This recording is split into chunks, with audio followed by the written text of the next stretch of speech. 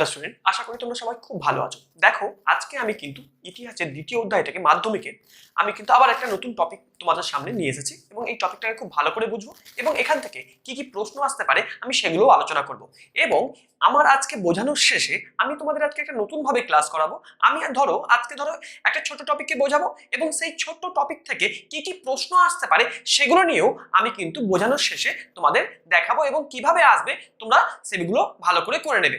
তাহলে আজকের যে নতুন টপিকটা তোমরা খুব ভালো করে দেখে নাও। দেখো, আমাদের দ্বিতীয় অধ্যায়টার নাম কি হচ্ছে? সংস্কার, বৈশিষ্ট্য, পর্যালোচনা। আর আজকে আমি যে টপিকটা নিয়ে পড়াবো সেটা হচ্ছে কলকাতা বিশ্ববিদ্যালয় এবং শিক্ষার বিকাশ। এবার আমরা দেখব যে কলকাতা বিশ্ববিদ্যালয় সম্বন্ধে খুব ভালো করে জানবো এবং এখানে যে শিক্ষার যে বিকাশটা হয়েছিল সেই শিক্ষার বিকাশ সম্বন্ধেও কিন্তু আমরা খুব ভালো করে বোঝার চেষ্টা করব। দেখো এখানে কি প্রথমে কি লিখেছি, চার্লস উডের নির্দেশনামায়। আমরা চার্লস উডের নির্দেশনামাটা খুব ভালো করে আগের ক্লাসে পড়ে নিয়েছিলাম। তার ভিত্তিতে বলা হচ্ছে 1854 খ্রিস্টাব্দে। তাহলে যদি জিজ্ঞাসা করা হয় চার্লস উডের নির্দেশনামা কবে প্রকাশিত হয়েছিল? 1854 খ্রিস্টাব্দে। এবং তখন যে তিনি শাসন করছিলেন তিনি হচ্ছে লর্ড ক্যানিং এখানে আমাদের শাসন করছিলেন। এবং তখন একটা আইন পাশ হয়, ভারতীয় বিশ্ববিদ্যালয় আইন, ওটা হচ্ছে আমাদের 1857 খ্রিস্টাব্দে। তাহলে বলা হচ্ছে কলকাতা বিশ্ববিদ্যালয় কোন শাসকের আমলে তৈরি হয়েছিল? তুমি বলবে লর্ড ক্যানিং এর শাসনের আমলে। তখন এবার আবার একটা প্রশ্ন আসতে পারে, ভারতীয় বিশ্ববিদ্যালয় আইন কবে পাশ হয়? সেটা তুমি বলবে যে 1857 খ্রিস্টাব্দে। এবং এই ভারতীয় বিশ্ববিদ্যালয় আইনে কিন্তু এখানে তিনটে বিশ্ববিদ্যালয় গঠনের কথা বলা হয়েছে। সেটা হচ্ছে কলকাতা, মাদ্রাজ আর মুম্বাই, বা কলকাতা, মুম্বাই, মাদ্রাজ। এখানে কিন্তু তিনটে বিশ্ববিদ্যালয়ের কথা বলা হয়েছে। এবার কলকাতা বিশ্ববিদ্যালয় গঠন হয়েছে দেখো কবে, সেটা হচ্ছে 1857 খ্রিস্টাব্দে 24শে জানুয়ারি। এবার আমরা কিন্তু এভাবে দেখব যে কলকাতা বিশ্ববিদ্যালয় এশিয়ার প্রথম একটা বিশ্ববিদ্যালয় যেটা কিনা আমাদের পাশ্চাত্য ধাঁচের প্রথম বিশ্ববিদ্যালয়, যেখান থেকে পাশ্চাত্য ধাঁচের শিক্ষা এখান থেকে প্রথম দেওয়া শুরু হয়েছিল আমাদের দক্ষিণ এশিয়ার মধ্যে। এবার দেখব যে এই যে কলকাতা বিশ্ববিদ্যালয় বা এই সমস্ত বিশ্ববিদ্যালয়, তিনটে বিশ্ববিদ্যালয় আছে, কলকাতা, মুম্বাই, মাদ্রাজ, এই তিনটে বিশ্ববিদ্যালয় কিন্তু অক্সফোর্ড বিশ্ববিদ্যালয়ের মডেলে তৈরি করা হয়েছিল। প্রশ্ন আসতে পারে কলকাতা বিশ্ববিদ্যালয় কোন বিশ্ববিদ্যালয়ের ধাঁচে তৈরি করা হয়েছিল? তোমরা কিন্তু বলবে অক্সফোর্ড বিশ্ববিদ্যালয়ের ধাঁচে তৈরি করা হয়েছিল। এবং প্রথম পাশ্চাত্য ধাঁচের বিশ্ববিদ্যালয় বলা হচ্ছে দক্ষিণ এশিয়ার মধ্যে, এবং এটা হচ্ছে আমাদের কলকাতা বিশ্ববিদ্যালয়। এবার কলকাতা বিশ্ববিদ্যালয় আমাদের গঠন হলো কবে? গঠন হলো সেটা হচ্ছে 1857 খ্রিস্টাব্দে 24শে জানুয়ারি। এবার দেখো, আমাদের কলকাতা বিশ্ববিদ্যালয়ের প্রথম আচার্য ছিল লর্ড ক্যানিং। তোমার শর্ট প্রশ্ন আসতে পারে যে কলকাতা বিশ্ববিদ্যালয়ের প্রথম আচার্য কে ছিলেন? সেটা হচ্ছে লর্ড ক্যানিং। এবং উপাচার্য কে ছিল? এখান থেকে আবার একটা শর্ট প্রশ্ন আসতে পারে যে কলকাতা বিশ্ববিদ্যালয়ের প্রথম উপাচার্য কে ছিল? Sir William Colvile.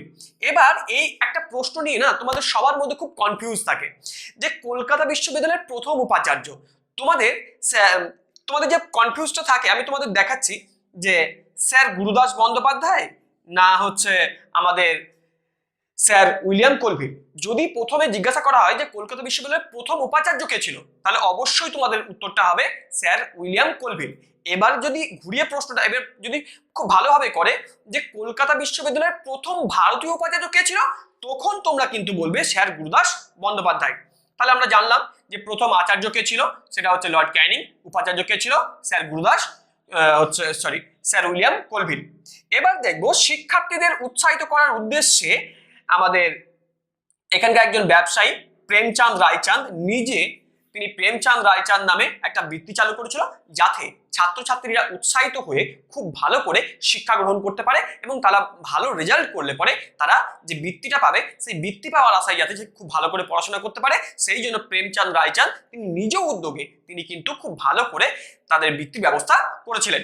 এবার দেখব যে প্রথম দিকে এই বিশ্ববিদ্যালয় কিন্তু পরীক্ষা গ্রহণ করত এবং ডিগ্রি প্রদান করত। তাহলে কলকাতা বিশ্ববিদ্যালয় প্রথম দিকে কি করত? প্রথম দিকে ডিগ্রি প্রদান করত এবং আমাদের আর কি করত?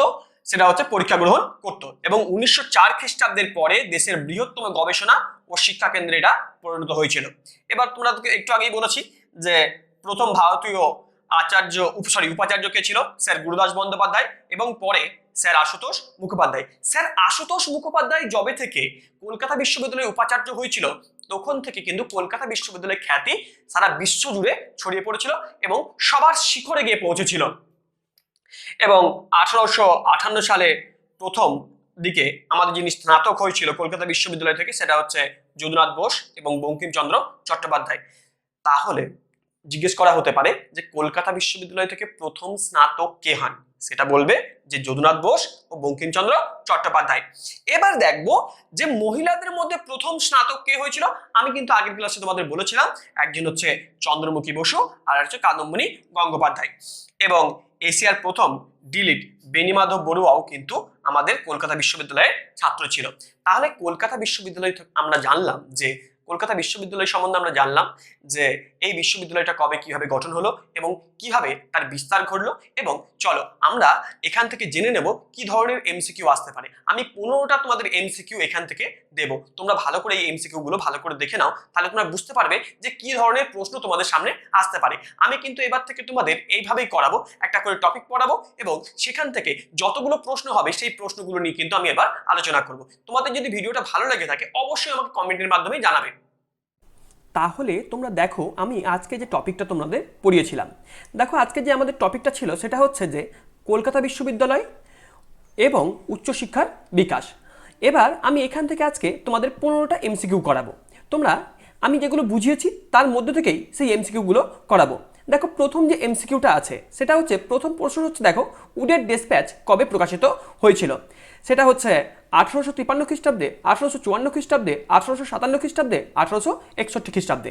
হ্যাঁ, তোমরা অবশ্যই ঠিকই ধরে ফেলেছো যে এই অ্যান্সারটা হবে 1854 খ্রিস্টাব্দে, কারণ একটু আগেই আমি তোমাদের বুঝিয়ে এসেছি। এবার আমরা পরের প্রশ্ন দেখব। দেখো 2 নম্বরের প্রশ্ন কি আছে, ভারতীয় বিশ্ববিদ্যালয় আইন কবে প্রণীত হয়। দেখো ভারতীয় বিশ্ববিদ্যালয় আইন প্রণীত হয় দেখো 1854 খ্রিস্টাব্দে, 1857 খ্রিস্টাব্দে, 1861 খ্রিস্টাব্দে, 1868 খ্রিস্টাব্দে। উত্তরটা কিন্তু আমাদের 1857 খ্রিস্টাব্দে। এবার আমরা দেখব যে 3 নম্বরের প্রশ্ন, এটাও তোমরা পেরে যাবে। দেখো প্রশ্নটা কি আছে, লর্ড ক্যানিং এর শাসনকালে কয়টি বিশ্ববিদ্যালয় প্রতিষ্ঠিত হয়। দুইটি, তিনটি, চারটি, পাঁচটি। উত্তরটা কিন্তু 3টি। এবার আমরা 4 নম্বরের প্রশ্ন দেখব। দেখো 4 নম্বরের প্রশ্নে কি আছে, যে 1857 সালে প্রতিষ্ঠিত বিশ্ববিদ্যালয়গুলির মধ্যে কোনটি ছিল না। দেখো কোন কোন বিশ্ববিদ্যালয়ের কথা আমি তোমাদের বলেছিলাম, কলকাতা, মুম্বাই, মাদ্রাজ। তাহলে এই দিল্লিটা ছিল না, তাহলে উত্তরটা হবে দিল্লি। এবার আমরা 5 নম্বরের প্রশ্ন দেখব। দেখো কলকাতা বিশ্ববিদ্যালয় কবে প্রতিষ্ঠিত হয়। 24শে জানুয়ারি 1857 খ্রিস্টাব্দে, 26শে জানুয়ারি 1857 খ্রিস্টাব্দে, 24শে মার্চ 1857 খ্রিস্টাব্দে, 10ই জানুয়ারি 1856 খ্রিস্টাব্দে। তোমরা কিন্তু একটু আগেই ভালো করে পড়ে এসেছো যে আমাদের কলকাতা বিশ্ববিদ্যালয় প্রতিষ্ঠিত হয়েছিল 24শে জানুয়ারি 1857 খ্রিস্টাব্দে। এবার আমরা 6 নম্বরের প্রশ্ন দেখব। দেখো কলকাতা বিশ্ববিদ্যালয় কোন বিশ্ববিদ্যালয়ের মডেলে গড়ে তোলা হয়েছিল। কেমব্রিজ বিশ্ববিদ্যালয়, বি হচ্ছে অক্সফোর্ড বিশ্ববিদ্যালয়, লন্ডন বিশ্ববিদ্যালয়, হার্ভার্ড বিশ্ববিদ্যালয়। উত্তরটা কিন্তু আমাদের হবে অক্সফোর্ড বিশ্ববিদ্যালয়। তোমরা যদি একবার ভালো করে আমার এই পড়াটাকে বুঝে নাও তাহলে কিন্তু দেখবে সমস্ত অ্যান্সারগুলো করতে পারছো। তারপরে দেখো 7 নম্বরের প্রশ্ন, কলকাতা বিশ্ববিদ্যালয়ের প্রথম আচার্য কে ছিলেন। Lord Dalhousie, Lord Canning, Lord Ripon, Lord Curzon. উত্তরটা কিন্তু আমাদের হবে লর্ড ক্যানিং। তারপরে দেখো যে কলকাতা বিশ্ববিদ্যালয়ের প্রথম উপাচার্য কে ছিলেন। স্যার গুরুদাস। তোমাদের এটা নিয়ে আমি কিন্তু একটু আগেই বুঝিয়ে এসেছি, তোমাদের কনফিউজ হতে পারে যে স্যার গুরুদাস বন্দ্যোপাধ্যায় আর স্যার জেমস উইলিয়াম কোলভিল। তোমাদের এই দুটোর মধ্যে কিন্তু প্রচণ্ড কনফিউজ হতে পারে। যদি এই প্রশ্নটা আছে যে যে কলকাতা বিশ্ববিদ্যালয়ের প্রথম উপাচার্য কে ছিলেন, অবশ্যই তোমাদের উত্তরটা হবে যে স্যার জেমস উইলিয়াম কোলভিল। আর যদি জিজ্ঞাসা করা হয় ভারতীয়দের মধ্যে কে, সেটা হবে কিন্তু গুরুদাস বন্দ্যোপাধ্যায়। এই প্রশ্নটাও আমি তো কিন্তু তোমাদের সামনে রেখেছি। তাহলে দেখো প্রেমচাঁদ রায়চাঁদ বৃত্তি চালু হয় কবে থেকে। সেটা হচ্ছে যে 1865, 1868, 1872, 1875। উত্তরটা হবে 1868। এবার আমরা দেখব 10 নম্বরের প্রশ্ন কি আছে, প্রেমচাঁদ রায়চাঁদ বৃত্তি চালু করেন কে। তো এটা হবে উত্তরটা বি, প্রেমচাঁদ রায়চাঁদ নিজেই তিনি চালু করেন। এবার 11 নম্বরের প্রশ্ন দেখো, কলকাতা বিশ্ববিদ্যালয়ের প্রথম দিকে কি কাজ হতো? গবেষণা, স্কুল পরিচালনা, পরীক্ষা গ্রহণ, ডিগ্রি প্রদান, শিক্ষা প্রদান। উত্তরটা কিন্তু আমাদের হবে পরীক্ষা গ্রহণ ও ডিগ্রি প্রদান। এবার 12 নম্বরের প্রশ্ন দেখব, কলকাতা বিশ্ববিদ্যালয় কবে দেশের বৃহত্তম গবেষণা ও শিক্ষা কেন্দ্রে পরিণত হয়?